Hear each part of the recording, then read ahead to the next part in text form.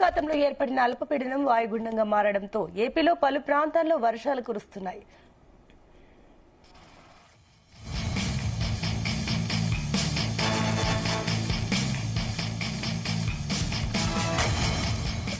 విశాఖ జిల్లాలో మోస్తరు వర్షాలు కురుస్తున్నాయి. ఇక ముఖ్యంగా అటు శ్రీకాకుళం, పార్వతీపురం, మన్యం, విజయనగరం, అల్లూరి సీతారామరాజు జిల్లాలో భారీ వర్షాలు కురిసే అవకాశం ఉంది. కొన్ని చోట్ల ఉరుములు, మెరుపులతో కూడిన జల్లులు గంటకు 40 నుంచి 50 కిలోమీటర్ల వేగంతో బలమైన గాలులు వీచే అవకాశం ఉంది. మిగిలిన కోస్తాంధ్ర, రాయలసీమ జిల్లాలో పలు చోట్ల తేలికపాటి నుంచి ఓ మోస్తరు వర్షాలు పడతాయని వాతావరణ శాఖ తెలిపింది.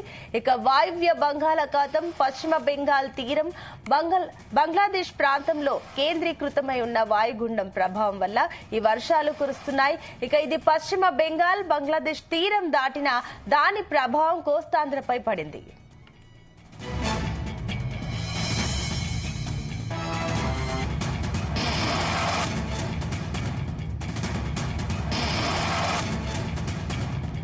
ఇక సముద్రం అల్లకల్లోలంగా ఉన్నందున మత్స్యకారులు సముద్రంలోకి వేటకు వెళ్లకూడదని హెచ్చరించారు.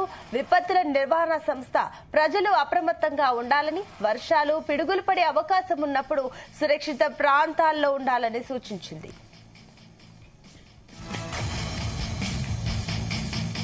ఇదే అంశానికి సంబంధించి మరిన్ని డీటెయిల్స్ మా కరెస్పాండెంట్ శ్రీనివాస్ అందిస్తారు. శ్రీనివాస్.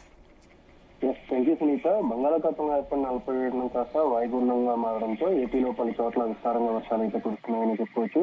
గత కొద్ది రోజుల నుంచి కూడా ఈ అల్పపీడనం కాస్త వాయుగుండం మారడంతో పలు జిల్లాల్లో విస్తారంగా వర్షాలు అయితే కురుస్తూ ఉన్నాయి. రానున్న 2 రోజులు కూడా భారీ నుంచి అతి భారీ వర్షాలు కురిసే అవకాశం ఉందంటూ కూడా వాతావరణ శాఖ అయితే తెలియజేయడం జరిగింది. ప్రధానంగా శ్రీకాకుళం, విజయనగరం, అల్లూరు జిల్లాల్లో ఎక్కువ వర్షపాతం నమోదయ్యే అవకాశాలు ఉన్నాయంటూ కూడా వాతావరణ శాఖ అయితే తెలియజేయడం జరిగింది.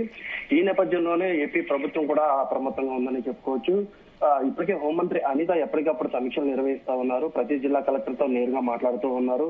ఇప్పటికే విజయవాడ వాతావరణ శాఖ అధికారులతో పాటు విపత్తుల నిర్వహణ సంస్థ మెయిన్ బ్రాంచ్ కి వెళ్లి అక్కడి నుంచి నేరుగా సమీక్షలు జరుపుతా ఉన్నారు. ఏ ప్రాంతంలో ఎక్కువగా వర్షాలు పడే అవకాశం ఉంది, ఏ ప్రాంతాల్లో ముంపు ప్రాంతాల్లో ఉన్నటువంటి ప్రజలు ఏ విధంగా అప్రమత్తం చేస్తున్నారు అనే దానిపై ఇప్పటికే ఆమె ప్రతి విషయం క్షుణ్ణంగా పరిశీలిస్తూ ఉన్నారు. గతంలో విజయవాడలో జరిగినటువంటి ప్రమాదం మళ్ళీ ఎక్కడా కూడా జరగకుండా ఉండాలంటూ కూడా అధికారులు అయితే సూచిస్తూ ఉన్నారు. అయితే ప్రధానంగా ఈ రానున్న ఈ 3 రోజులు కూడా ప్రజలంతా అప్రమత్తంగా ఉండాలని వాతావరణ శాఖ అయితే తెలియజేయడం జరిగింది. ప్రధానంగా శ్రీకాకుళం, విజయనగరం, అల్లూరు జిల్లాలో మాత్రం ఎక్కువ వర్షపాతం నమోదయ్యే అవకాశం ఉందంటూ కూడా వాతావరణ శాఖ అయితే తెలియజేయడం జరిగింది. అలానే ఇప్పటికే దాదాపుగా 40 నుంచి 50 కిలోమీటర్ల వేగంతో ఈదురుగాలు వీస్తూ ఉన్న నేపథ్యంలో మత్స్యకారులు ఎవరు కూడా వేటకు వెళ్లొద్దంటూ కూడా వాతావరణ శాఖ అయితే హెచ్చరించడం జరిగింది. అయితే ఇప్పటికే అటు కాకినాడ ఉప్పాడ సముద్ర తీరంలో కానీ, ఇటు భీమిలి బీచ్, ఆర్కే బీచ్ వద్ద ఇప్పటికే సముద్రం కాస్త కోత గురైందనే చెప్పుకోవచ్చు.